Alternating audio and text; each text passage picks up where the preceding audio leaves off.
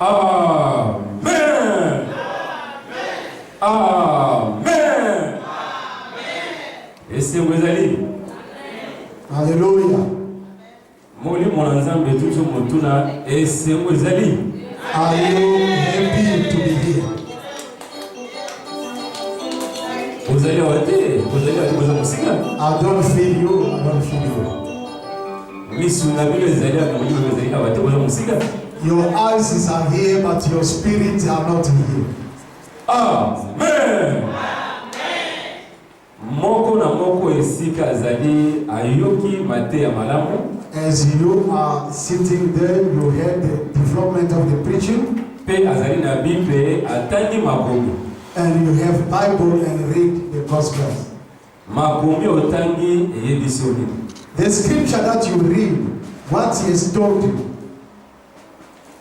Tant dozo bondela, c'est la vision. Ndako ya kitoko, ya ba vitre, ba kiti na kati, ya ba vitre, porte, ba vitre, ndako kitoko propre. The Lord shows in a vision during the prayers, a beautiful house has been built, doors, inside furniture, everything was looking so beautiful. Seigneur a béni pour la vision pour moi. And what the Lord has developed through that vision. You as ask God first for God to give you other thing.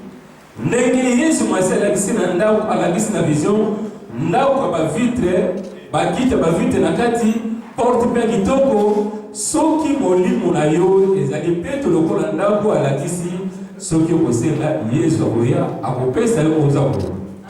As God has chosen a vision, a beautiful house that is built in the glasses, every furniture, everything in the glasses.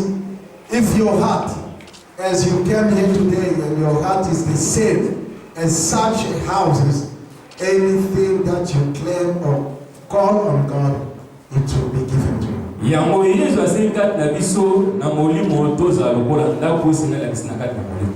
That's why the Lord has recommended spiritually, we have to be as the same as the house that He has chosen in the vision. Soki osenga ki mosala comme molimo ezali peto lokola ndako na akopesa mosala. If you request a job to God, and your soul or your spirit is the same as that house God shows, you will be given the job. Soki osengi mwana oza mwana molimo, soki molimo dali peto lokola ndako na mwana molimo akoya okoza kopesa. If you request to God to conceive and your heart is the same as that house, you will receive the spiritual child coming from God and you will be given birth to a baby. Biloko isantu ekupesa maipa ya mwate. The Holy Spirit blessing, it will never be given to the dogs. Soki na kati na molimo za lokola mbwa ata okosenga okozwa te. If in your spirit you present as a God, as a dog, anything you call on God, you ask to God, you will never receive it. Pona nini na kati na molimo ozali salite? Because spiritually you are not clean. Nani akotunga nzoto na ye na kati na molimo? Who will build his own body spiritually? Ya solo sekinzambe liboso Yesu apese ko mosusu. Really, you ask God anything, but God has given you anything else than what you ask? Nani akotunga nzoto na ye na kati na molimo? Who will build his body spiritually? Lokola ndako oyo masi alakisi na kati na molimo. The same as the house that the Lord shows in the vision. Okotunga nzoto na molimo ndenge nini? How you are going to build that body spiritually? Fungola porta motema na yo oyoka makamonini molimo na nzambe eye na moko na yo. Just open the door of your heart to listen. Yo mutolata ki bilembo mambwa. You has dreamed of dogs. Okotunga nzoto na yo na kobanga nzambe. You are going to build your body by obeying God. Okotunga nzoto na yo na kobondela. You will build your spiritual body by prayer. You build your body, spiritual body, or houses through the Gospels of God. You build your body the same as listening or consulting prophets. You build your body by sacrificing. You build your body through the good work. You build your body by giving the tithe of God. You build your body by doing a good work in a house or in a church. You are going to build that body by contributing, paying the God's house's rent. As you building your body in that manner, in that way, God, Jesus is coming spiritually to get close to you. You receive a spiritual dream. You receive a spiritual vision. You listen once at all in the gospel of God. You listen to the prophecies once at all.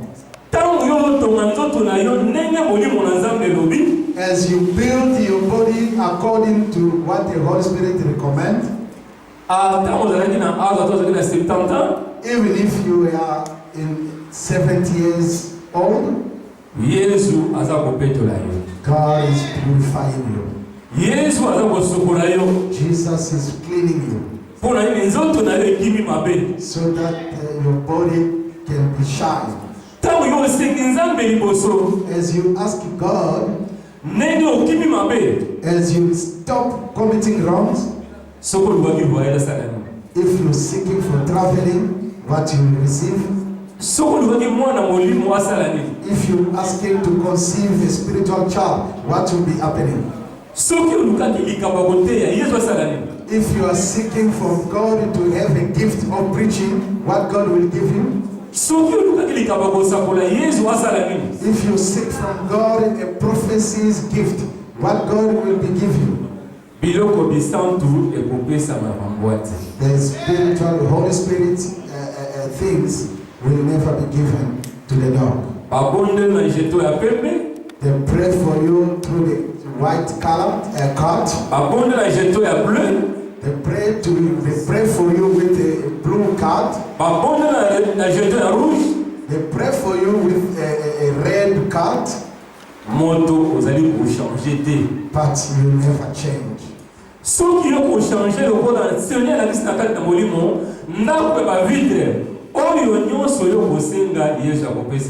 If you are going to change as God shows in the vision, that beautiful house, anything you call on God will be given to you. If your spirit, your soul became the same as the house God shows me here in the vision, if you just going to ask a little problem or seek from God, something small, it will be given to you. The Lord will reach you fastly or quickly into your heart. You ask, you don't receive. And then you are eating sins the same way as you're eating peanut. You now sin or having a nightmare. You become worried. Then you start being destroyed. A truly believers of Jesus. That's why Jesus came to this teaching. He says not going that far. As you ask today, your soul, your spirit must be the same as the house God has shown in the vision. Peace in Jesus' name.